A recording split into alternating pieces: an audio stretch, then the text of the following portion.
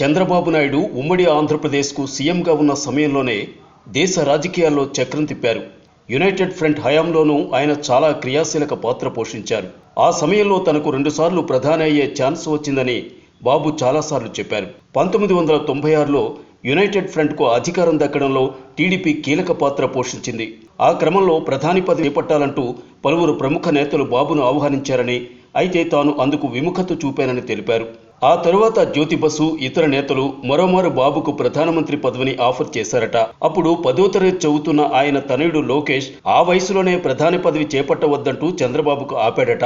ప్రధాని పదవి తాత్కాలికమేనని లోకేష్ హెచ్చరించడంతో చేతికి అందిన ప్రధాని పదవిని తృణప్రాయంగా వదిలేశానని బాబు ఎన్నోసార్లు చెప్పుకొచ్చారు.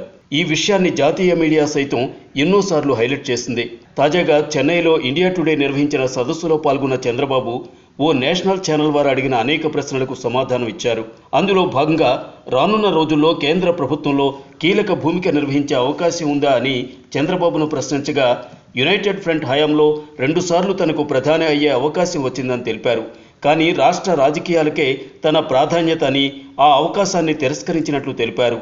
ఇప్పటికీ తన అభిప్రాయంలో మార్పు లేదని స్పష్టం చేశారు. Like and subscribe Eagle Media Works.